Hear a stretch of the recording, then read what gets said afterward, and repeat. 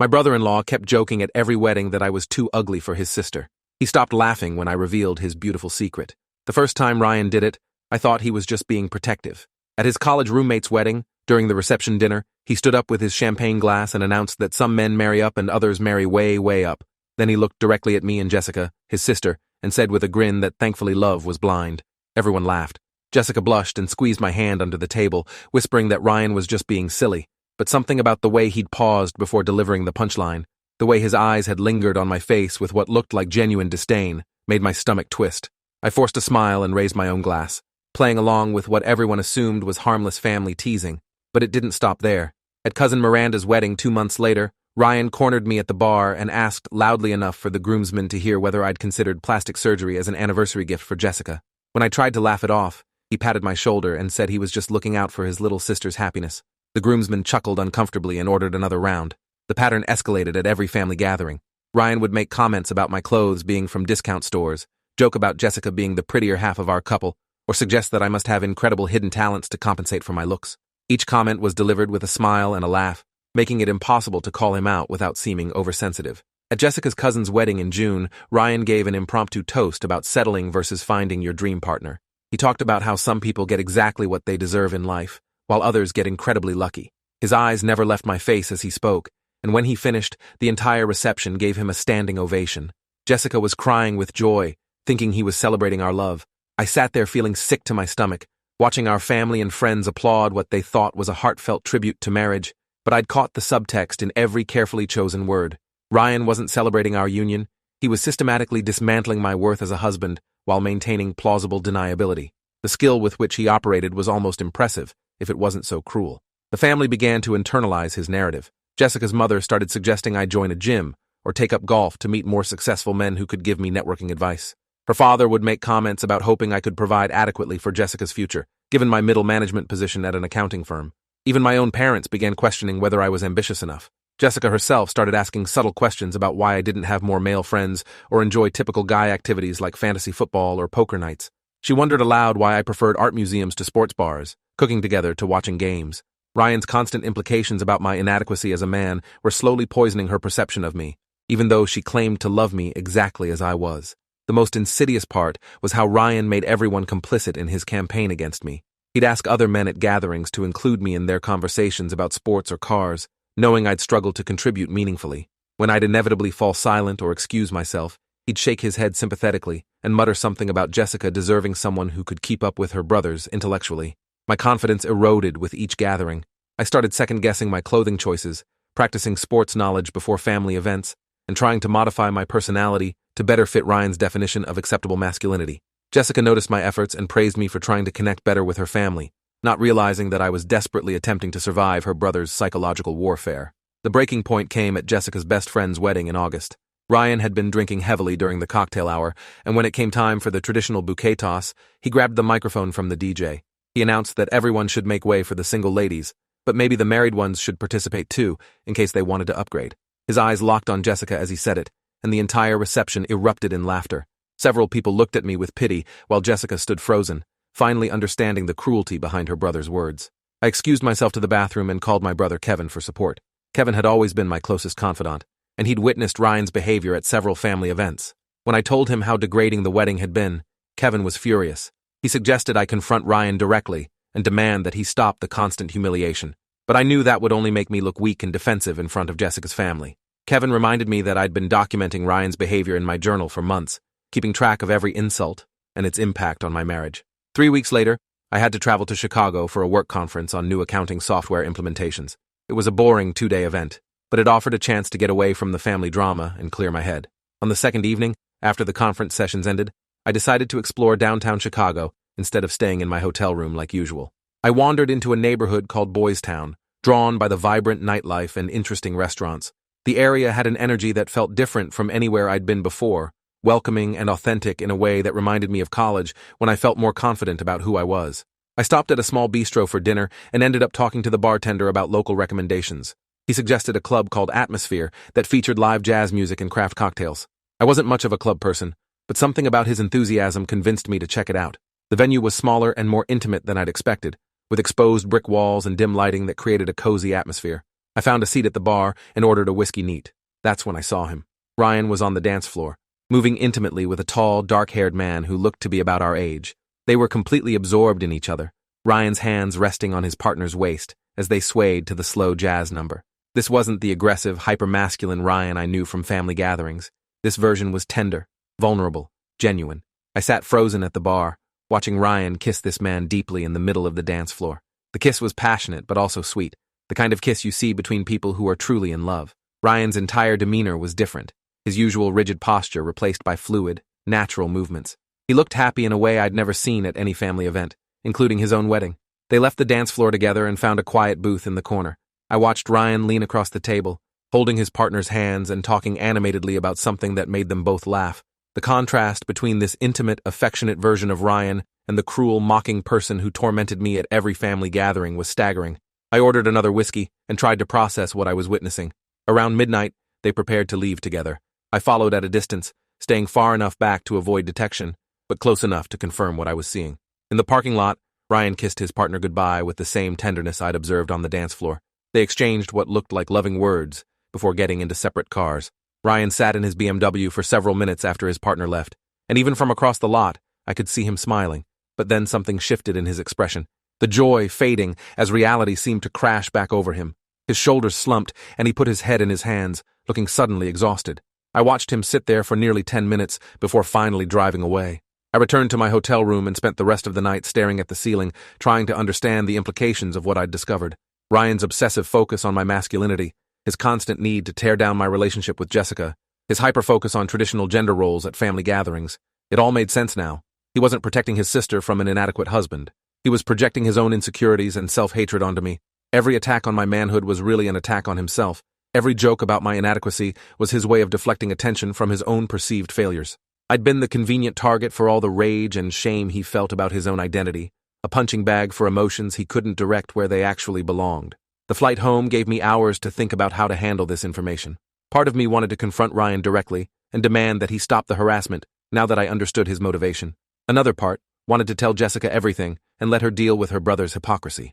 But I knew that outing someone, even someone who had been cruel to me, wasn't the right approach.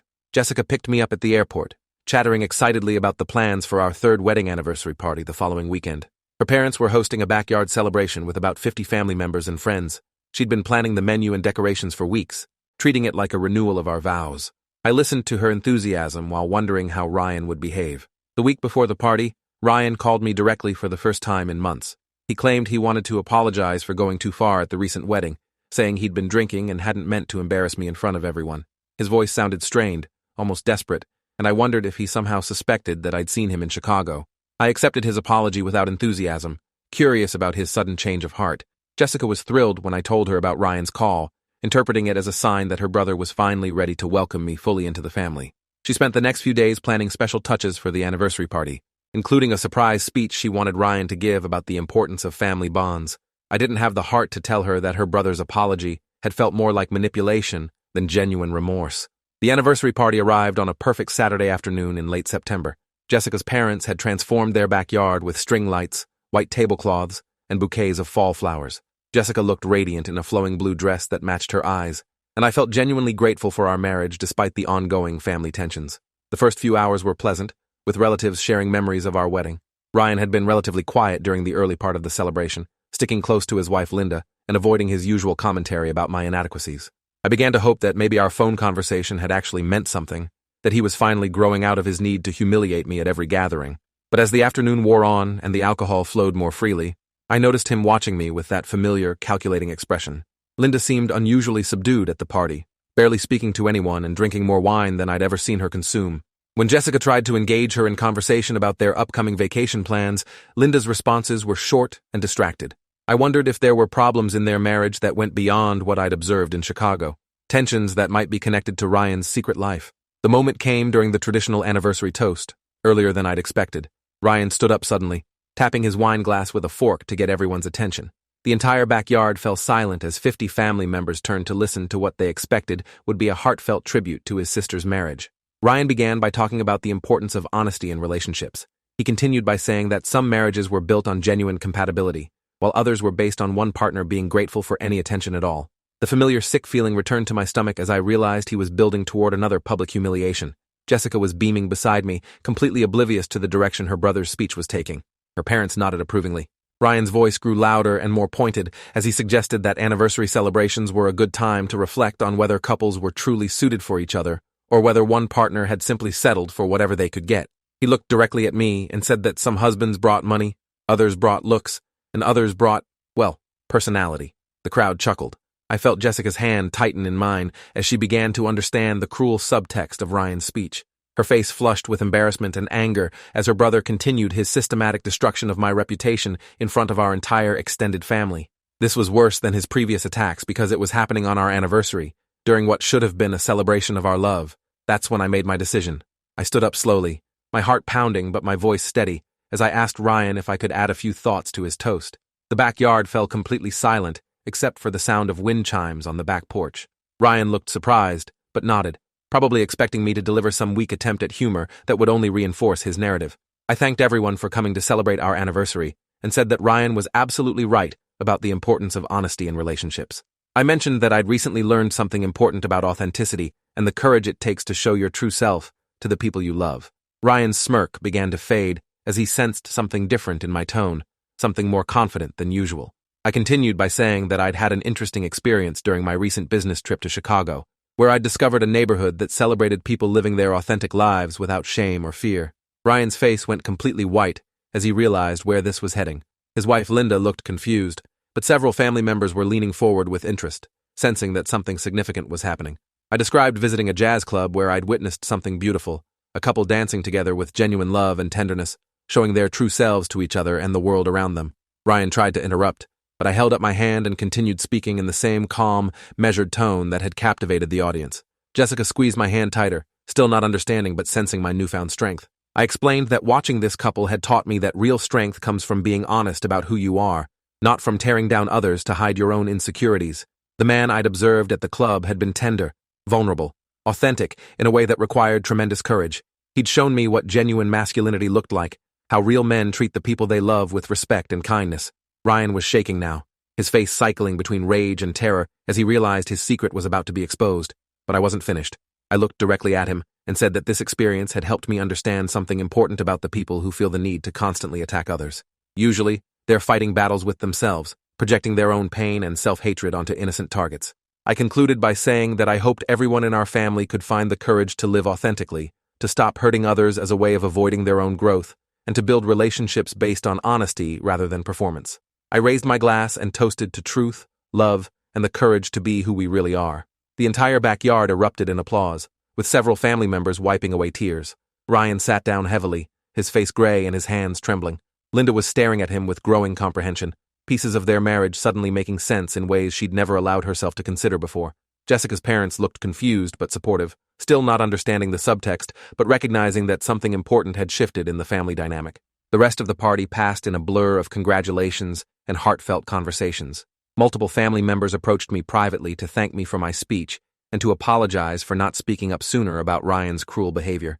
Jessica's mother pulled me aside to say she'd always admired my kindness and patience, and she was sorry if the family had ever made me feel unwelcome or inadequate.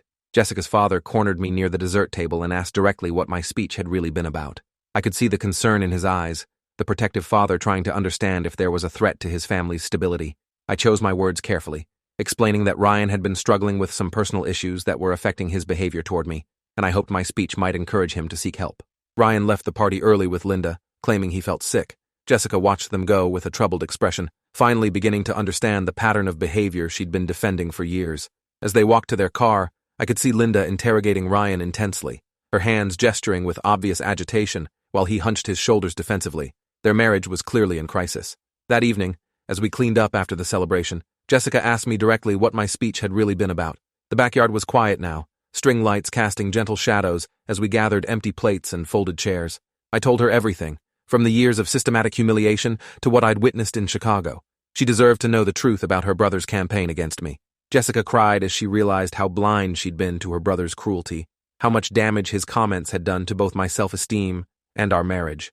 She called Ryan that night and demanded an explanation, but he claimed he didn't know what she was talking about and hung up on her. The next morning, she tried again, leaving voicemails that went unanswered. Linda called Jessica 2 days later, her voice hollow and defeated. She said that Ryan had moved out of their house after a massive fight following the anniversary party. He'd admitted to having a relationship with another man, but refused to discuss it beyond acknowledging its existence.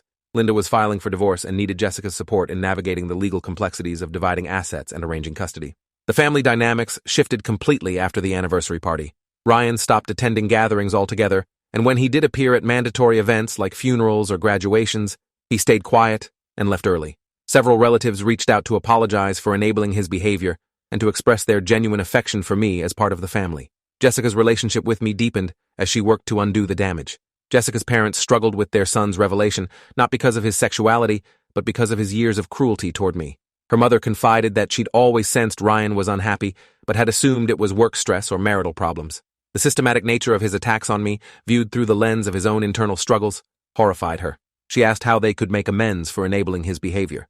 6 months later, Linda finalized her divorce and moved across the country to start fresh with their 2 children. She told Jessica before leaving that my speech had given her permission to finally acknowledge what she'd always suspected about Ryan's sexuality and his anger about it. The children were better off away from their father's self-hatred and its toxic effects on everyone around him. Ryan eventually came out to his parents in a letter from his new apartment in another state, but he never apologized for the years of cruelty or acknowledged the damage he'd caused.